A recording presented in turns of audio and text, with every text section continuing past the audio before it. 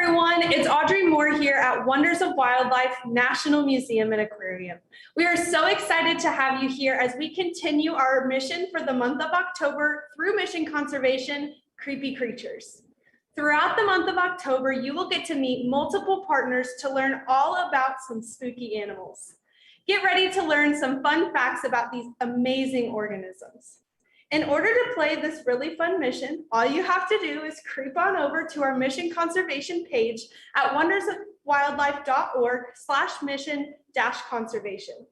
That will bring you to our Mission Conservation webpage. On this website, I will bring your attention down to the Get the App. Once you click download, that will take you to download the Agents of Discovery app, which you will need to play any Mission Conservation mission. Once you have that app downloaded, create a user account and log in. Hit the search bar and type in Mission Conservation. This is where all of our at-home missions will pop up for you to play. Once you have the mission popped up and loaded, hit play and get ready for your fun adventure. If you're looking for more spooky related activities, we're going to direct you down to another part of the website where it says Schedule of Missions and Activities. This tab will show you all of the missions we have live, including our current mission.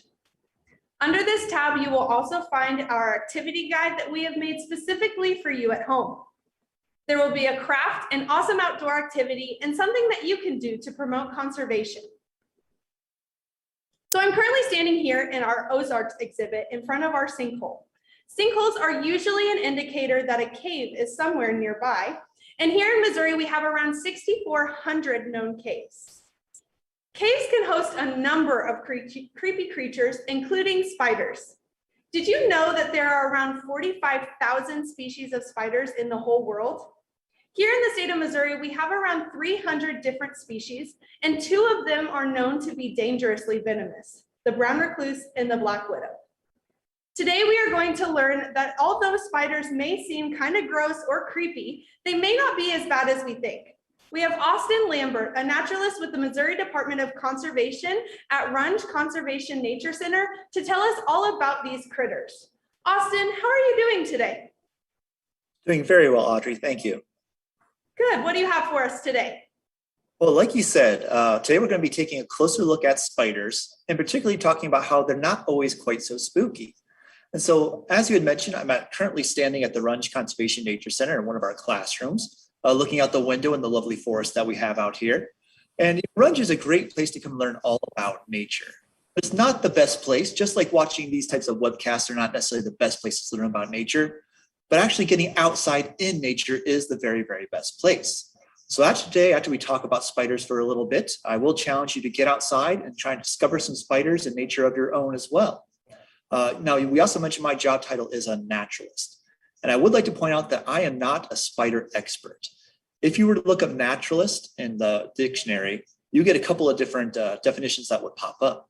One is a person that's an expert in nature, and I really don't like that definition. I prefer the second one, which is that a naturalist is somebody that's always learning about nature. And that much more is kind of what fits my experience as well. So I've had a great time going out there and doing research and looking at spiders in preparation for this program. And during the course of my preparation, I definitely have learned that spiders really are not so spooky. So when we take a look at spiders, the first thing we have to figure out is what animals are we actually talking about? Because there are oftentimes animals that we think of as being spiders that truly don't quite fit. So what is a spider? Well, spiders belong to a group of animals called arthropods.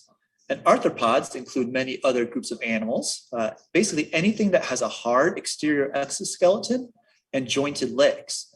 So crustaceans such as crayfish would be a good example of an arthropod. Insects such as butterflies would be another example. And then things like millipedes and centipedes would also be arthropods. Now, when we're talking about spiders, we can break that down just a little bit further into arachnids, which would also fit the arthropod group. So when we look at arthropods, not only do they have this hard exterior exoskeleton and those jointed legs, but they just so happen to have 8 legs. And now lots of us, when we think about arachnids, we might think of the kind of Halloween version that we might see right here, where we have these 2 little critters that look pretty cute with 8 little legs. But there's actually many other types of arachnids out there besides just spiders. We have things like scorpions, which if you were to count very carefully, we could find 8 legs on this little critter right here, some of which do occur in Missouri. So we have a bark scorpion. We also have things like harvestmen, which people oftentimes think of as being spiders, but they're just a little bit different than our average spider. Although like a spider, they do have those 8 legs. We also have everybody's favorite arachnid, which isn't spiders, but actually ticks, of course, right? Which have that exoskeleton and their 8 little legs. This could definitely fit the bill of also having being kind of a creepy creature, but we're going to concentrate mostly on spiders today. And then we have some very unique ones, things like pseudoscorpions, which are a pretty wild looking critter. I was just thinking to myself the other day how I don't see very many of these. And then I just happened to look down at a piece of paper where I was sitting underneath a tree, and on that piece of paper rested a pseudoscorpion. So they definitely are out there. And like our scorpion and our harvestman and our tick, we can see those 8 legs. But of course, we're here to talk about spiders, which have 8 legs like all those other animals, but some other traits that make them unique versus things like scorpions and pseudoscorpions and some of those other animals. So when we take a look at spiders, what separates a spider from some of those other arachnid groups? Well, one thing we can look at are 2 body parts. When we look at a spider, they have something called a cephalothorax, which is basically their head and where their arms and legs attach to. And then they have their abdomen, which is where a lot of their digestive and reproductive parts are held. So when we think about insects, sometimes we think about being 6-legged and 3 body parts. Well, spiders are 8 legs and 2 body parts. We can also look at things called pedipalps. Pedipalps are these little things that kind of look like arms that are poking out right next to their face, but they're actually used for feeding and for as kind of specialized mouth parts and a variety of other uses as well. Most spiders also have 6 or 8 eyes, although there are some that do have 6, some that have 4, some that have 2, and there are some spiders without eyes. But the average spider has 8 eyes. So if we get zoomed in on this jumping spider, we can see 4 of those eyes very prominently shown, and then there's 4 smaller eyes on top of the head that we can't quite see. We can also see those 2 really fuzzy pedipalps that are sticking down right in front of his face.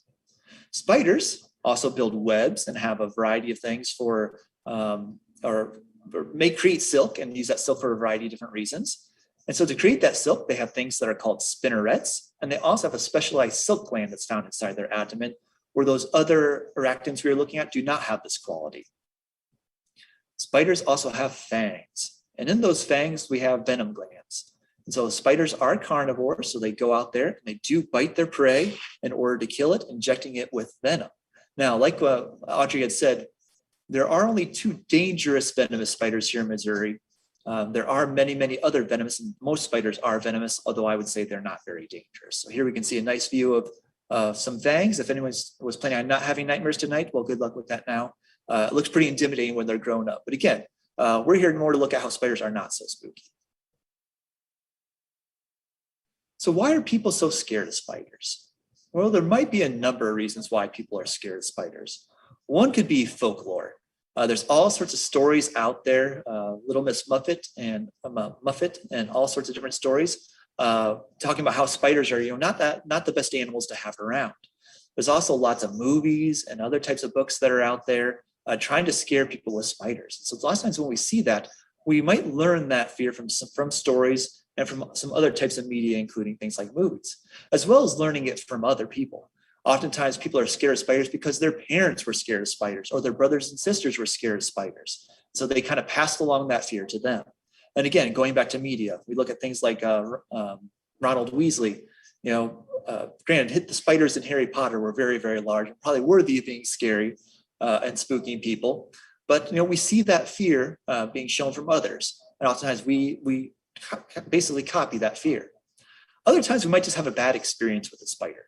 That could be finding a spider in kind of an unexpected place, such as in the bathtub or in our bathroom or in our basement.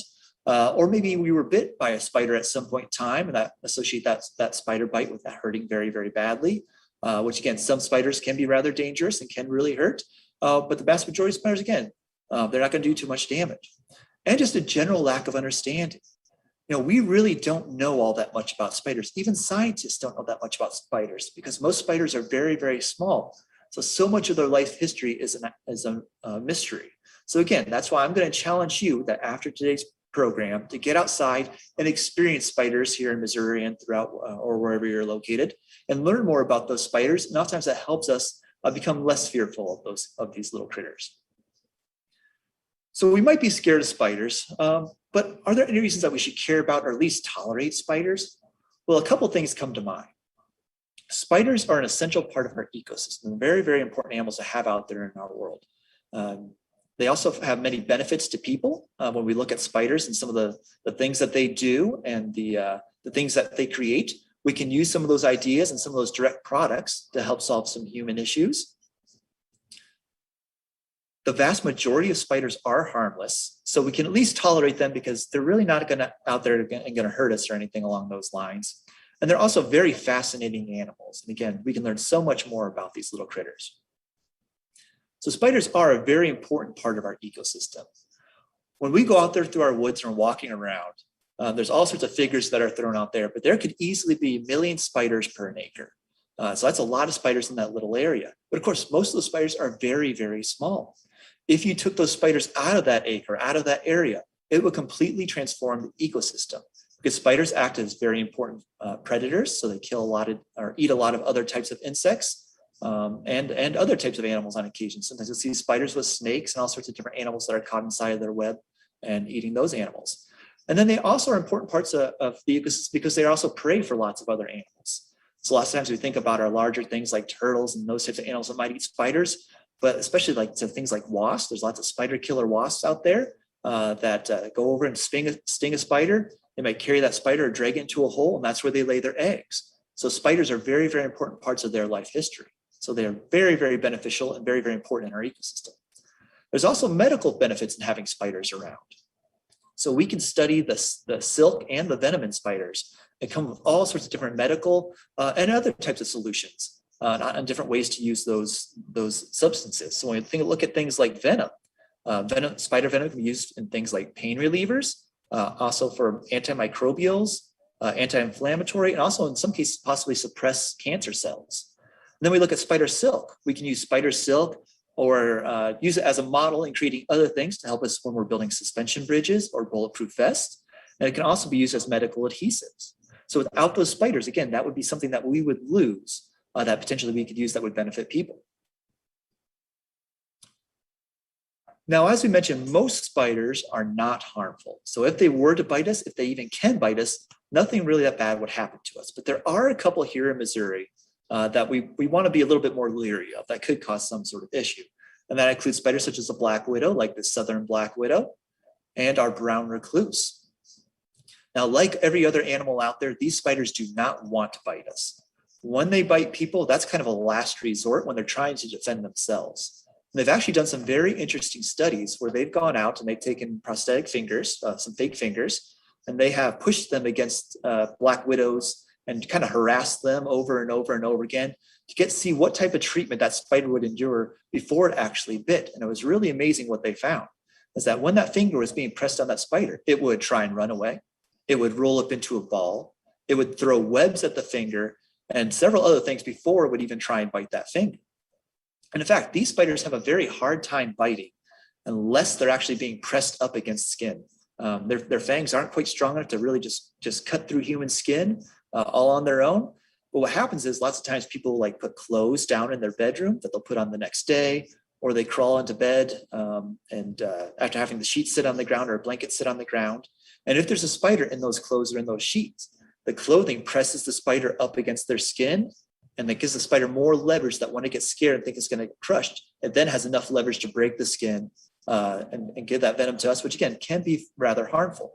Now, most people, when they get by these spiders, have a fairly mild reaction and they can get out or seek medical treatment and they're going to be completely fine. Maybe just a little bit of tissue damage, but other than that, they're going to be okay.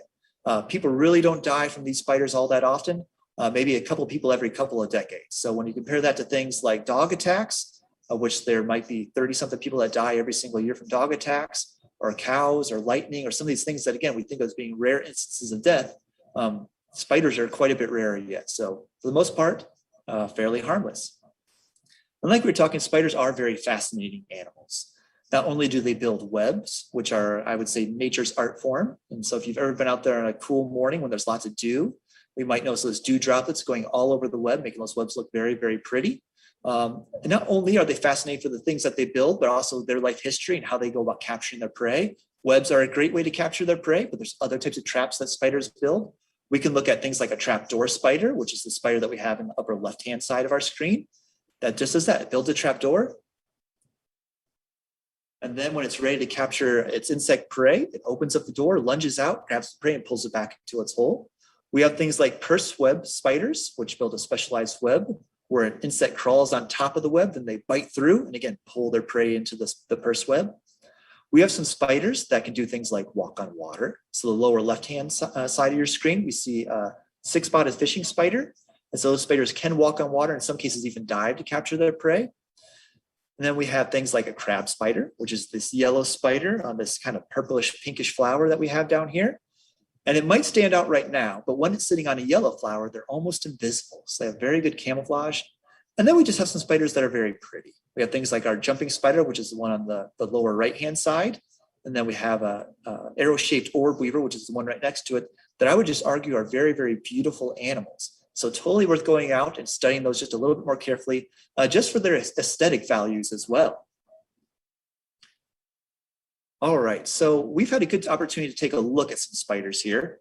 What types of spiders could you find in your yard? How would you go about exploring those spiders? Well, there's a lot of different equipment that we might want when we go out to explore spiders.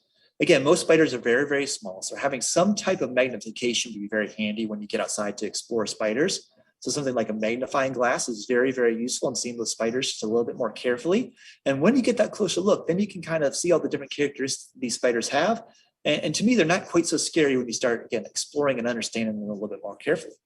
We can also use some of the same types of equipment that we might use when we go out and study insects. So things like sweep nets that we can run through the grass. We can also flip over rocks and logs in order to find spiders. And we can even go out on something called a spider sniff, which is where you go out with a flashlight and hold the flashlight very close to your eyes and shine it across the ground. Some of our nocturnal species of spiders, things like our wolf spiders and our fishing spiders, when that light hits their eyes glow back at us, just like a deer in the headlights would. And so it's a great way to go outside and detect some of those nocturnal hunting spiders, and a great way to explore them and learn more about them. Another great way to get out and explore spiders might be to hold on to them for a little bit. So when you find an interesting looking spider, go ahead and put it in a little glass jar and you can study it for a little while. And after you're through studying it, you can get back out and you can release that spider once again. And so with me today, I have several spiders that I'd like to share with us that are inside some little containers here. And we'll take a look at some of these spiders and talk about some of the interesting things that they do and go from there, I guess. So give me 1 second here while I switch over my camera.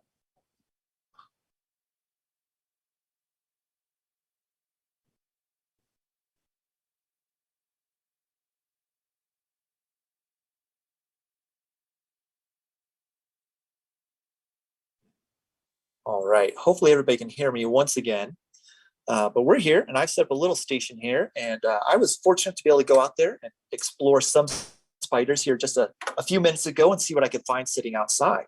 And so I have found some of the spiders that we've discussed already, but I would like to show you some live specimens. And then I have another spider here that we're going to try and see if we can't feed today. So we, like we talked about, they are carnivores. So I have some crickets here, and we're going to see if he's hungry enough to eat some crickets on camera. So one spider that we talk about, and one that I frequently get brought into the nature center, is this little guy here. And some of you might recognize this spider as a brown recluse. And so there is one thing that's wrong with this spider when we're just looking at it. We can notice the two body parts and the pedipalps and some of these features, even though this is kind of a low quality camera, but we do notice that it only has 7 legs. And so spiders do have 8 legs, but on occasion they do lose a leg, which through a molt they can end up regenerating. But at the moment, this one only has 7, but still a spider nonetheless, even though it doesn't quite truly fit that arachnid definition that we were looking at earlier. So when we look at black widows, these are ones that we frequently find inside of houses, especially in things like basements and in bathrooms. They kind of like that cool, damp area. We can recognize a black widow versus a lot of other spiders because they have very, very long legs that they tend to hold their body up off the ground a little bit. And another feature that we can note is that on the very back of the cephalothorax, so kind of where the head is, we notice this little shape that kind of looks like a violin. And that's a very useful field mark when we're trying to look at and identify a brown recluse spider. So again, this is one that can be a little bit more dangerous. Ways that we can avoid having as many brown recluses in our home is to keep a tidy home. So keep from having clothes and things that are on the floor in those areas, vacuum frequently, and just take steps to kind of generally reduce the number of arthropods and other animals that we might have in our house that they might like to eat. But the big thing is really keep that house very clean. So if there's any parents watching this, I'm sure you're going to use that later when you're talking with the kids trying to get them to clean their house or their rooms. And so that's a brown recluse spider. Another fairly interesting spider that we see a lot of this time of year and throughout most of the summer is this little guy. And as you can see, he's balled up and he's a little bit scared right now. This is called a spotted orb weaver, which is also called an arboreal orb weaver, and sometimes a barnyard spider. And I prefer the spotted name for this guy, because if we were to flip this spider upside down and look at his lower side, we would notice these little spots that kind of stand out. And oftentimes when spiders are sitting in their webs, this is one that will build a web going from tree to tree. So you could be walking up on its belly side and you might be able to see those spots pretty easily, letting us know that this is a spotted orb weaver. Now, as we mentioned, the vast majority of spiders in Missouri are fairly small, quite a bit smaller than I can even show on this camera. But we do have a few spiders that are a little bit on the bigger side as well. The largest spider in Missouri, if I can get my container open here,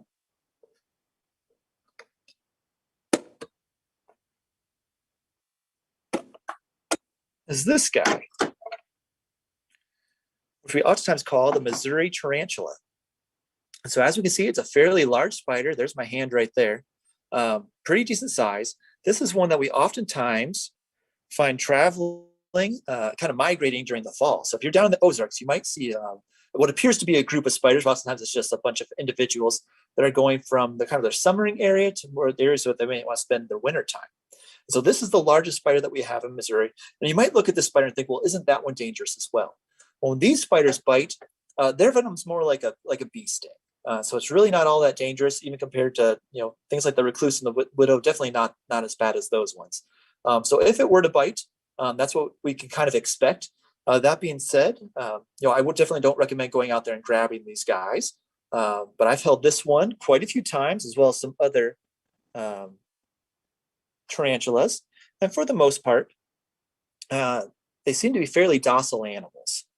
But again, best left out there in the wild. So let's put this guy away. It's kind of a quick guy.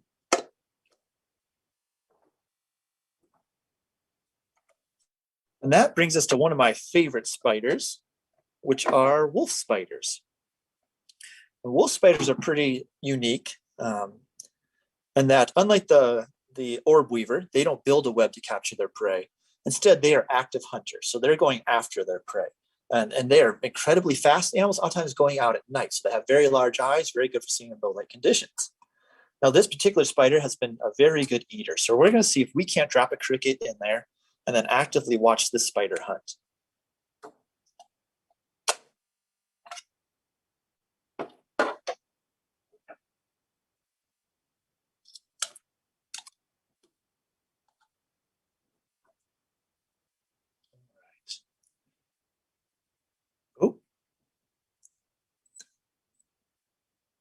Which who knows, maybe he's camera shy too. We'll give him a second. Oh, there he goes. So when spiders go to hunt, and that happened very, very quickly, it's probably very difficult to see. They'll go up there. In this case, he grabbed a hold of the spider, and the cricket, and they took his fangs. He stuck it into the cricket, and he injected some venom, and it's already subdued the spider. And then spiders have these sucking mouth parts. And what he's going to do is he's going to suck. When the venom gets in there, it starts digesting the innards of the cricket. And he's basically going to suck everything out there like it's a little cricket smoothie, which doesn't that sound delicious? So again, hopefully we're not giving anybody nightmares out there today, but kind of a unique experience to see a spider out there hunting up close.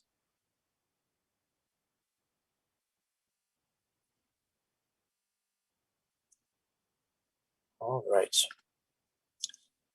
So those are the spiders that I have for us to take a look at here today. So give me 1 second, I'll flip my camera back over.